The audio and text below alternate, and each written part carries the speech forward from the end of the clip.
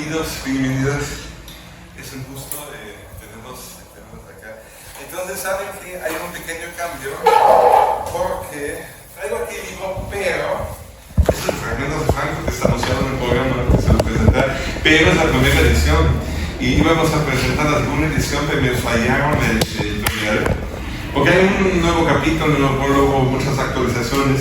Después se iba a presentar, pero bueno, decidimos, espero no decepcionarlos. Bueno, aquí traigo todos los ejemplares que tenemos que comprar de la vieja edición, no la primera.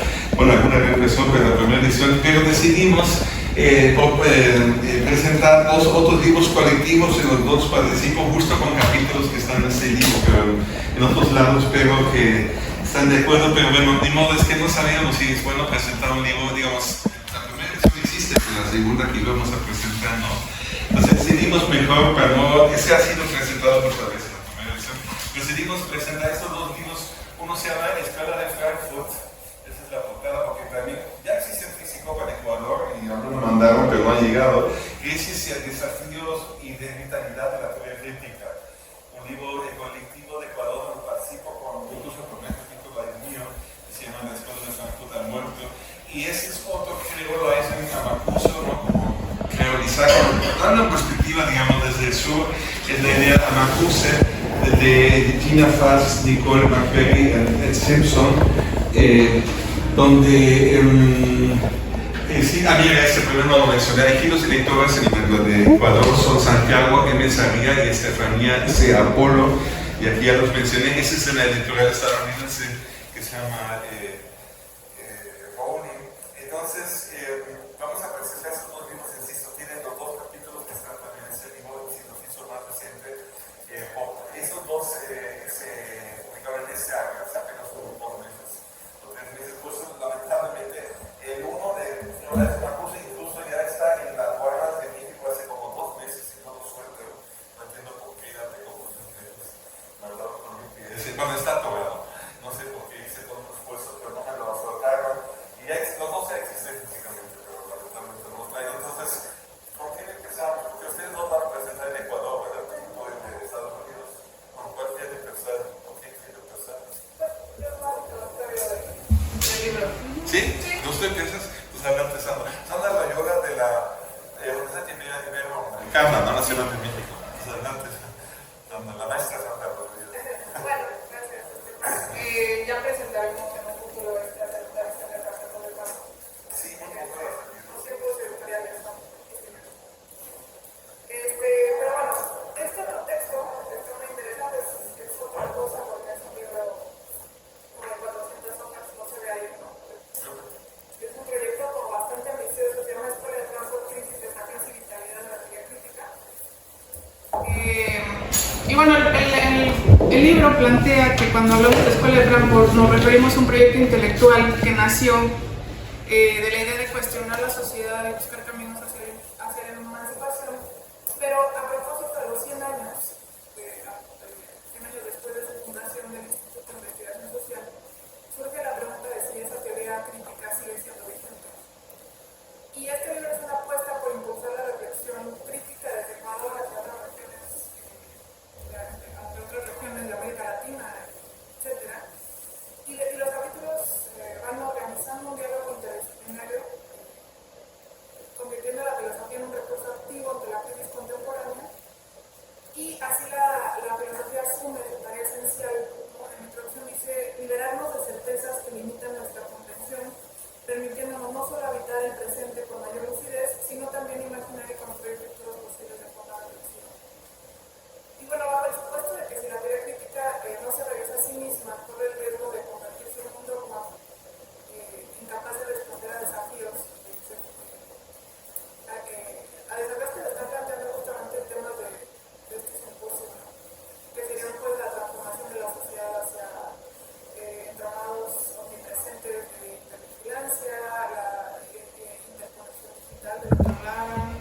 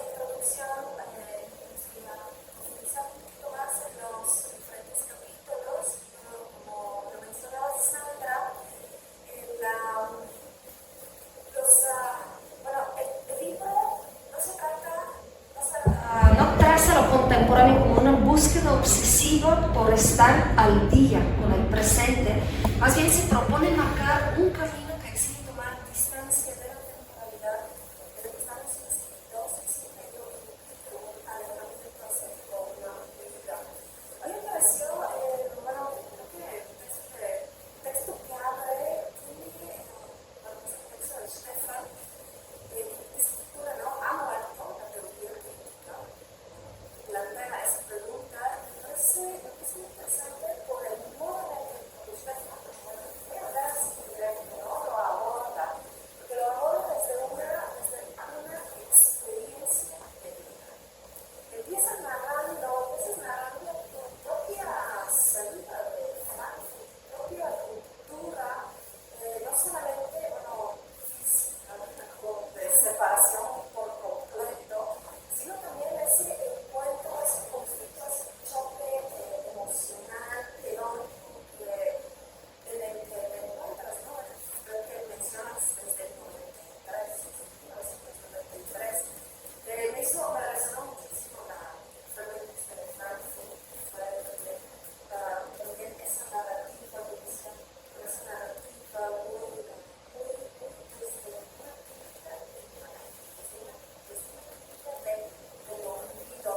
y eso es lo que hacen también eso es lo que hacen los demás autores, autores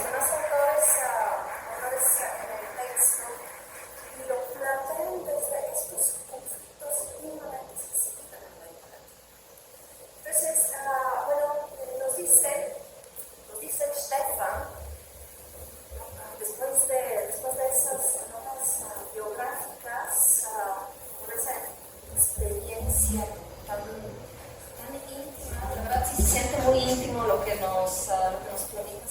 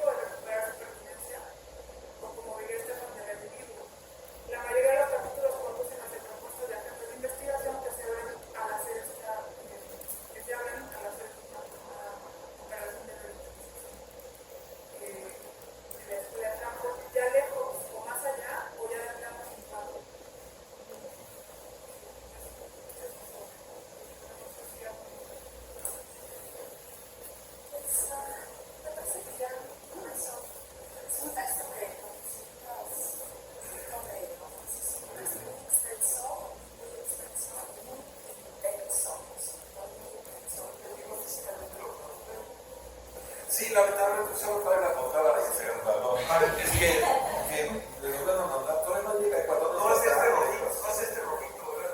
No, ese es el fragmento del Franco que íbamos a presentar, pero esa es la primera edición, la segunda todavía no ha salido. En este sí, como bien dijiste, hay un capítulo que está en los ¿cuál? Esa es solo la portada, pero si quieres la portada de todo. Sí, la portada para los canéricos, que son los biblióficos, ¿no? Es de la Universidad Central de Ecuador. Hasta aquí en el Congreso se va a poder conseguir físicamente, ¿no? Lamentablemente no, porque no. Ecuador no está muy lejos, pero como saben, las relaciones diplomáticas no son, ¿cómo llamarlo? Porque ya saben, hay un problema ahí. Ecuador, relación con Ecuador, pero seguramente algún día va a llegar, pero todavía no han llegado. Lamentablemente, ya fue editado como hace 2 o 3 meses, no hace tanto, relativo un poco. Pero en Ecuador sí lo consiguen. Pero algún día sí lo voy a tener. Lo siento que todo es tan lento. Insisto, las relaciones comerciales en Ecuador están ligeramente limitadas. Y electrónicamente, bueno, yo no lo tengo, pero no sé si me lo permiten. sí, este está entre sí, está. Parece que sí es acceso público. Sí, bueno, eso si eso es cierto que no te lo puedo enviar. Eso recuerdo yo. Bueno, voy a checar porque normalmente las editoriales no quieren que uno le envíe los PDFs, porque lo tengo, pero normalmente me lo prohíben. Pero sí, como tú dices, voy a checar y si no está prohibido, te lo envío de inmediato, por supuesto. Es que casi siempre me dicen que no, pues todo ya lo mismo hecho, que no lo puedo enviar. Pero sí, yo sí lo tengo, sí existe ya electrónicamente, y también existe físicamente en Ecuador. Me han dicho Colombia. Yo no lo he visto, que me han dicho eso. Entonces yo no creo que. Y bueno, ¿y qué es? Porque también no nos presentamos todo el tiempo. Además, esta vez seguimos. Y al final juntamos todos, ¿sí está bien?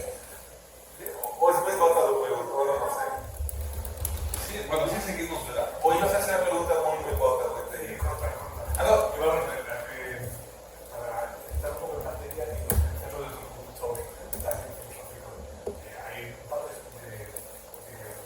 bibliografías de Alfonso, abajo está el artículo de Martin Ley, el mundo de la ciencia política, y la escuela de fotos, es de Rolf que está en el Sultán, que es traducido por el ¿qué se encontraría en estos puntos? Es este producto de esas dos historias porque te lo cuento esto desde una visión muy diferente. Yo llegué a Alfonso el año 93.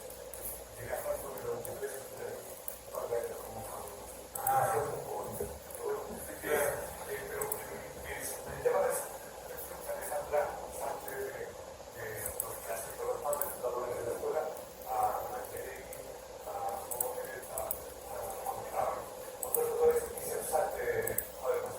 La pregunta sería luego si no haber fotografado más en este estoy. sí, también me ocurre una respuesta. Es que yo por varias clases trabajamos también que yo no conozco a nadie, ni por escrito, ni por verbalmente, que se burla tanto y me burla, no solamente critica de Roca, me adorno y de sobre todo la dialéctica y los como Habermas. Yo creo que hasta a tope es más este curso con ellos. Habermas, por supuesto, porque mecánicamente con ellos, hasta digamos algo psicológico también, porque eran los maestros, no necesita completamente, pero Habermas tiene un menosprecio hacia él, sí, no conozco a nadie, que públicamente expresaron tanto menosprecio hacia la dialéctica como él, puesto, y él mismo nunca ha dicho en sus clases, y que yo sepa tampoco en los libros, que él fuera la segunda generación. Eso dicen sus fans, ¿no? Y ahorita empezó la información falsa, ¿no? Porque insisto, Habermas es de los críticos más agudos que hay de Roca, ¿no? Un ejemplo, siempre dice, la dialéctica de la situación critican el lenguaje como el alemán, el español, etc. Los idiomas hoy existentes, sobre todo en Occidente, como algo estructuralmente represivo, por nada más por la estructura gramatical del sujeto, predicado, objeto, ya la estructura represiva. Entonces, es una de las tesis centrales de Roca, Madonna y Habermas, por supuesto, es totalmente opuesto. Habermas es al contrario, la esperanza principal de tener una manera es justa del lenguaje. Por eso siempre se burlaban las clases, siempre decía, ellos hablan mal del alemán, ¿y qué hacen? Escriben libros en alemán, y todo el mundo se quería morir de la risa. Lo que quería decir, Habermas obviamente no tiene, geográficamente maestros, pero teóricamente no creo que tenga nada que ver con la teoría crítica. Insisto, creo que es difícil ser más opuesta a la teoría crítica que los Adorno. Insisto, vean ser más paralelas entre Popper y Adorno que Habermas y Adorno.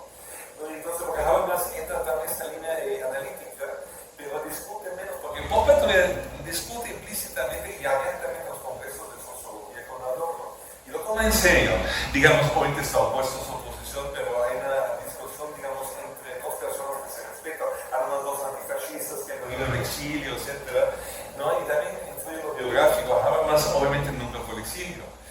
Claro, estaba en peligro por su condición física de la Constantina Negra, la boca, estaba esta condición en la lista de personas que tienen que ser asesinadas según los nazis. Habermas fue, eso dice su propia biografía oficial, de una manera, él fue salvado por su propio padre, ¿no? Que ha sido un nazi en el local, un líder nazi en lo local, se salva el hijo Habermas del plan y del de los nazis de matar a estas personas supuestamente en la vida no apta para vivir. Digamos, pero de todos modos, esto no es la existencia, tampoco es exilio. Estaba en peligro, sí, pero digamos, el padre lo salva. Y qué bueno que el padre lo salva, ¿no? A pesar que esto solo funciona porque es nazi, pero de todos modos, digo que bueno, lo que decía hasta biográficamente es muy diferente. Yo también por esto no puedo entender, dijo Carlos, ni siquiera entiende de qué están hablando. Esta radicalidad de la crítica, gente, personas que no han vivido ya como adultos, porque Habermas lo vio como jovencito, como adultos, el nazismo, no sé, siento eso se percibe mucho en Alemania, simplemente no entienden de qué se está hablando. Que captar el nazismo de manera meramente teórica o documentación, yo no conozco ninguna sola persona que siento que lo ha logrado. No, porque sí es un momento tan dramático, por decirlo así, que sí hay una subestimación por mis padres que son conservadores. Yo creo que han entendido, aunque ellos también eran jóvenes, de todos modos siento que han entendido mucho más del nazismo que toda la gente de generación que conozco, aunque han ido muchos tiempos. Hay una cuestión biográfica que ahorita se expresa en esta nueva extrema derecha que están haciendo en Europa. Ellos son más jóvenes que yo, pero digamos, por la mayoría de las personas que ahorita están presentes, la mayoría por lo menos. Entonces, lo que quiere decir, creo que sí hay un problema biográfico ahí, que Habermas no, a lo mejor no quiere admitir, a lo mejor psicológicamente justo por haber sido salvado por nazis, algo que lamentablemente no se discute nunca. Siempre esos cuates critican a Adorno por ser supuestamente traumatizados por su experiencia de ser de familias judías que según la ideología nazi deberían haber muerto, pero puede ser, no lo sé, pero tal vez es cierto, pero el trauma de Habermas que es doble, porque Habermas por un lado podría ser asesinado, pero por otro lado se salva por tener un padre nazi con cierto poder local, no es de los meros de arriba, pero sí es como de mero, no el padre de Habermas. Yo creo que es un doble trauma. Por un lado tiene su padre nazi, horrendo, que es líder de no sé, unos miles de nazis locales, y a la vez tú mismo casi te matan. Y digo, qué bueno que había esa extraña coincidencia y Habermas se salva. No, yo te digo, ningún rechazo moral, ¿no? Insisto, que bueno, por supuesto que el padre por lo menos ahí agarró la onda y hizo algo bueno, ¿no? Y digamos, pero quiero decir, nunca se habla de eso. De ese modelo psicológico carísimo, lo cual es Habermas. Nunca, no conozco ningún solo de ese lo que yo eso. ¿No? Y entonces, ¿dónde parte sus burlas hacia Habermas? Vienen de ti. No entender que ellos han vivido y tampoco entender ni tampoco su propia historia. Habermas es totalmente antifascista, por supuesto, no políticamente sí se expresa eso en sus escritos políticos. En ese tipo, esos son los mejores de él. Esos artículos que producen reproduce el periódico, esos son buenísimos. De los mejores escritos los periódicos alemanes del 45. No tengo ninguna duda. Decimos meramente políticos. Habermas son de los pocos antifascistas de verdad que se publican. Claro, los otros no se publican, no se publican periódicos, ¿no? Habermas, como es miembro del Partido Socialdemócrata Alemán y que fue a la izquierda, tiene acceso a periódicos donde yo, por ejemplo, cualquier otro de izquierda declarada no tendrá nunca acceso. No, digamos, esa es su ventaja, pero no lo digo ahorita como burla crítica, que bueno, tiene ese acceso y lo usa en términos antifascistas, ¿no? Y en términos de escritos políticos, pero sus escritos teóricos. Ahí se me acercamientos con la política, con ese antifascismo, digamos. Dice Libre también con poco, pero no sé que me tiene también obviamente era antifascista, pero filosóficamente, yo teóricamente sí está muy diferente de ellos, ¿no? Yo creo que es prácticamente opuesto. En algunos algunas centrales, en otras no, pero lo del lenguaje que es central es claramente opuesto. Ellos ven el lenguaje como parte del problema y parte de la solución, simplificando, por eso que es muy complejo, pero rápido como respuesta, pero yo creo que sí, el problema no es tanto Habermas sino sus seguidores, ¿no? Que dicen que él es la segunda generación, luego Honnet que dice que es la tercera, Rubil dice que es la tercera o cuarta, no me acuerdo, entonces empieza, mis amigos vivía con 5 amigos, siempre dijimos en broma, pero era broma, era burla, que somos la séptima generación, la teoría crítica, pero digo, no, no era burla, porque, insisto, yo por eso mi tesis es que ha muerto, la teoría crítica ha muerto en el sentido, y por eso sí termino porque Marcos tenga tiempo, en el sentido que el proyecto de teoría crítica tiene una doble relevancia. Una es, por supuesto, el contenido, etcétera, pero también en la forma como trabajan. No se ha logrado repetir las normas, porque la forma es que se juntan filósofos, economistas, lingüistas, historiadores, psicólogos, abogados, economistas, pero ya dije.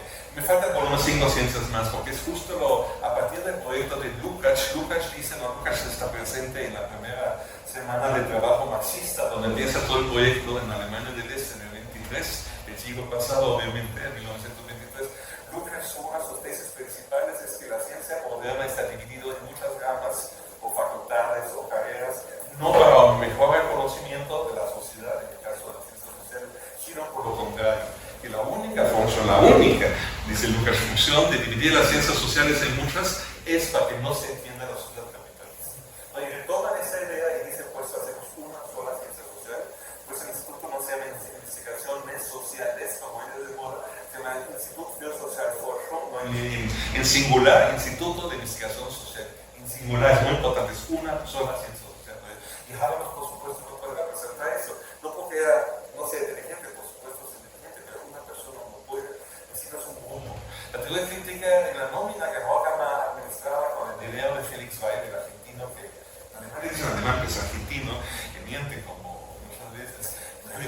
Cuando se trata de las nacionalidades les gusta mentir. Pero bueno, ese argentino compara a los judíos alemanes, que es argentino que financia el instituto con su doble herencia. Él, digamos, hace posible que se pagan 100 personas. La nómina del instituto están más de 100 personas. Uno de ellos es Walter Benjamin, que algunos benjaminianos no lo saben. Y lo que quiere decir, son mucho más de los muy conocidos, incluso algunos de ellos mujeres. Hay un nuevo libro que salió sobre este tema, las mujeres que nunca se mencionan. ¿Cómo se llama este libro? Dinora lo presentó en directo, en el coloquio que hicimos allá. Sí, ese es un título. Sí, el título es algo como en la sombra de algo. Y bueno, ahorita lo ves, leído el libro. Un libro muy bueno que apenas salió en Alemania y también se tradujo al español. Y luego Hernández, ¿no? de Guadalajara, lamentablemente no pudo venir. Iba a estar aquí, pero no pudo por ciertas razones económicas, etc. Entonces ella nos presentó este libro en directo, lo hicimos un gesto hace un mes. Entonces, digamos, también había un poco de mujeres ahí, un cierto número de mujeres. Digo, eran más de 100 personas, no sé qué porcentaje, alguno de esas mujeres, de los famosos, todos son hombres, los comedias los que consideran famosos son todos hombres. Pero había muchísimo más. Lo que quiero decir con todo eso, había, ¿no?, este proyecto de muchísima gente de diferentes ramas que se juntan conjuntamente a hacer esta investigación social en singular. Entonces dice que Habermas solo va a poder ser la segunda generación, es absurdo. No nos puede nunca. Es que, insisto, aunque sea hiperinteligente y triple premio Nobel, no puede. Una persona no puede. El sistema científico es organizado de tal manera que tiene que ser un grupo de personas. No, y creo que también por eso está falta la teoría, porque no se ha logrado, digamos, restablecer o seguir con esta multiplicidad. Y una última frase, lo que termino, es que Horkheimer no está de un lado un conflicto, del otro lado Neumann y Hirsheimer. Justo en los 40 hay clientes, sobre todo el Behemoth de Neumann, que seguramente conoces, ¿no? Que en el Behemoth Neumann plantea que el fin del nazismo está cerca, no tan abiertamente como el de los uno que existe en el libro y demuestra cómo económicamente y también militarmente y también políticamente el nazismo no es viable, que solo es viable ideológicamente, eso sí lo admite incluso, pero dice todos lo atraer. Mientras Horkheimer no está convencido que ideológicamente es tan estable que puede durar 1000 años y se rompe el proyecto ahí, justo ahí, y Horkheimer lo arma de un lado, Horkheimer y básicamente Macuso por el otro, y los otros 100 también se dividen en amigos y imaginación. Entonces lo que crece ahí termina el proyecto colectivo. No, lamentablemente Horkheimer incluso un proyecto, la ahorra en que no se publique en la colección de libros que tenía el instituto, una decisión a lo mejor entendida desde su postura, pero yo diría falsa. Bueno, falsa en el sentido que hubiera sido bueno seguir una discusión. Es fácil a veces, es fácil desde 2025 decir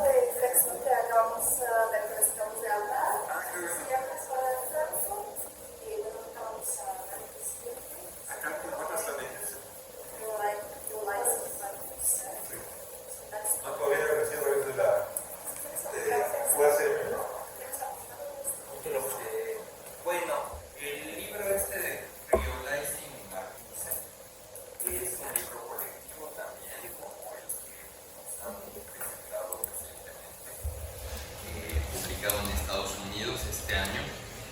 Y el propósito del libro es reunir un conjunto de autores que le dan, digamos, el sentido de lo que dice Marcus Aurelius,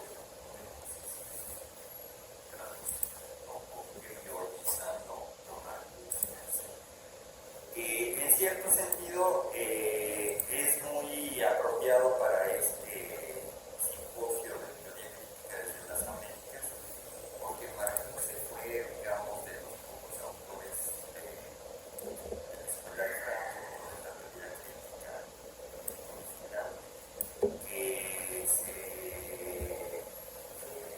marcó como norteamericano, inclusive se nacionalizó, escribió en inglés, es muy importante, ¿no? Entonces, hay un libro que es el que comenta Estefan en su ensayo. Este ensayo es una versión actualizada del ensayo que apareció en 2009 en la primera edición de Frankfurt. Entonces, a propósito del libro de Marcus, que se llama Razón y Revolución. Razón y Revolución es un libro que Marcus escribe en inglés, como la mayor parte de su obra, y que se traduce muy tardíamente al alemán. Ese es uno, hay varios puntos que son interesantes. Voy a centrarme, pues por cuestiones de tiempo, tenemos a lo mejor 5 minutos más. Pero yo tengo una mesa de las 4 y tengo que comer, entonces. Hagas dos. Entonces,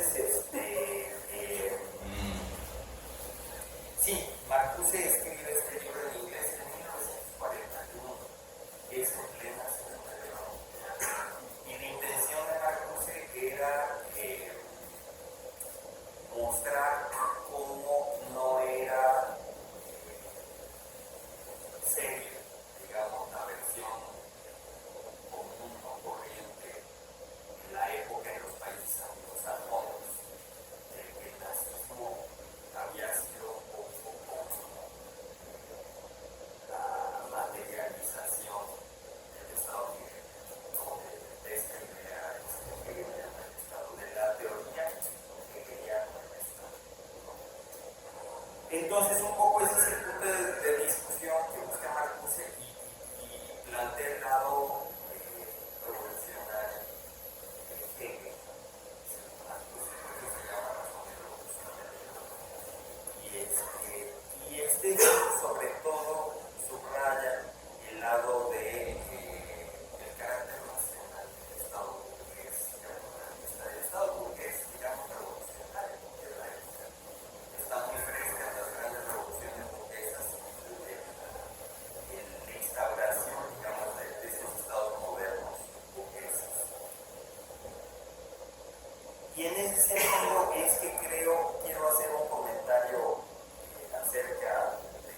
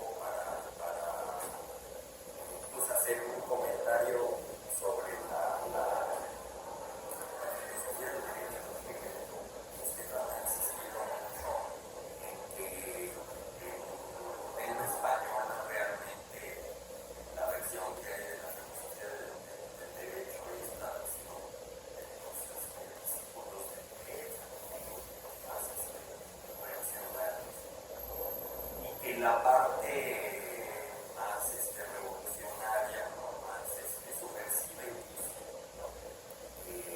Ha sido cuidadosamente escondida de los lectores de lengua española, ¿no? Y entonces Fernando Huesca, que falleció profesor de la Universidad del Puebla, que falleció hace 2 años, se dio en la tarea y yo es hora que no conozco su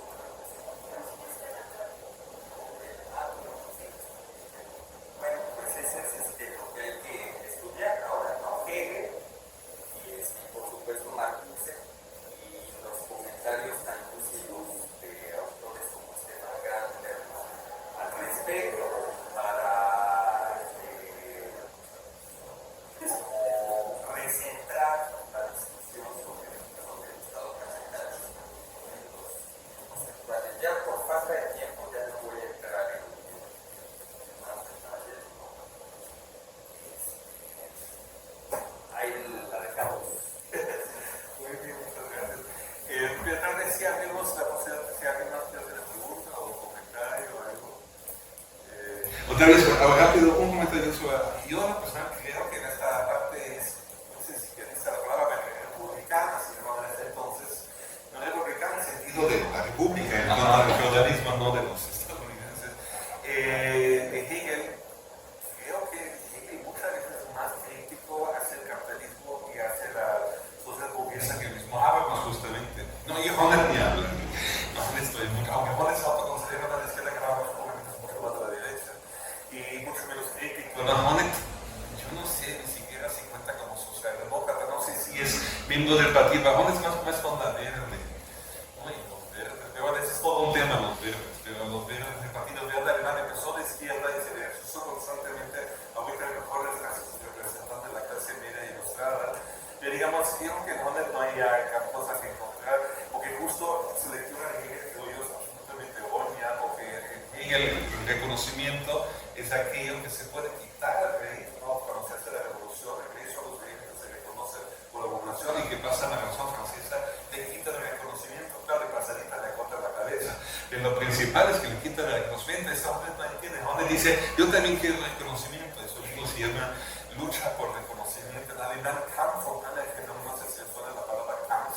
A mí sí me suena a América. Yo siempre dije, Honnet se enoja mucho conmigo por eso, porque no le llamas ni lucha por el reconocimiento, pero es una forma de me gusta. Obviamente no es nazi, ¿no? Pero que yo no entiendo cómo en Alemania en los años 90 llaman tipo Kampf, que todo el mundo tiene esa palabra en la cabeza por el libro de Hitler. Pero bueno, eso es una burla, ¿no? Obviamente no nada que ver con eso, pero en todos modos creo que Honnet no entiende justo la parte izquierdista de Hegel, y creo que Habermas más que Honnet, pero tampoco realmente está crítico. Hegel, por ejemplo, dice que la sociedad burguesa no puede existir sin guerra, que es imposible, que explica Kant con su fantasía de la paz eterna, ¿no? Y es imposible que la persona burguesa exista sin pobreza. Esas dos afirmaciones no lo van a encontrar ni ninguna de las dos en Habermas. En esa radicalidad. Habermas dice, hoy hay demasiado pobreza, demasiado guerra, ojalá que podamos mejorarlo así. Eso sí lo dice, ¿no? Yo diciendo que esta sociedad no es capaz de existir sin esos dos enemigos, porque sí se niega en las versiones izquierdistas que el problema de la filosofía de derecho a la es para explicar por qué hay dos versiones, o bien por lo menos dos. Es porque Hegel lo escribió solo como los alemanes llamaban los créditos. Donde ya casi no se hace cargo de los profesores, todavía cuando yo estudié un tipo de física, todavía se hacía en la entrada, se repartían los scripts del profesor y luego se convertían a no sé qué, 10 euros, algo así, copiados, y ahí venía el texto principal, y luego el profesor se paró al frente, ¿no? Había como 300 alumnos, esas clases inmensas que hay muchas en Alemania, entonces el profesor explicaba, dijo, vuelve a explicar Natalia, tesis tal, lo explicó y hizo sus comentarios. Hoy ya hay grabaciones, obviamente por los aparatitos, en la época de Hegel, obviamente no hay grabación de audio, lo único que hay en esos comentarios en clase de la filosofía del derecho es los apuntes de los alumnos. Y hay alumnos más de derecha, alumnos más de izquierda, y a mí, entonces hasta hoy en Alemania hay una guerra muy fuerte, pero pleito entre diferentes editoriales, cuál tiene la correcta edición de la derecha. No hay derecho, el de derecho, obviamente, iba a decir, los que se imponen en México y en casi toda la Argentina es justo la versión de derecha. ¿No? Y la única excepción es que por años, en todas las bibliotecas que tuvo acceso en América Latina. Y la única excepción que notaba en los 70s en Venezuela, en los 70s, no mucho antes de Maduro, etc. Es lo que tiene que ver, es otra, por razones que desconozco, en Venezuela sí se ha hecho una traducción de la versión, digamos, izquierdista o republicana de Hegel de la filosofía del derecho. Lamentablemente nunca tuve acceso a esa biblioteca en Alemania, en el archivo de Hegel en Alemania, justo cuando el Canolo trabajó en Bochum. ¿No? Ahí encontré esa edición, pero no me quedaban copiando todo, lamentablemente, por derechos de autor, etc. Pues no pude copiar la parte. Entonces, pero eso sí existió, pero a México nunca ha llegado. Y yo sepa, por eso encontré ese libro en ninguna biblioteca, entonces en el mundo de habla española, no sé si en España hay algo, pero que yo sepa, no. Digamos, hay una versión muy de derecha. Algo así de derecha.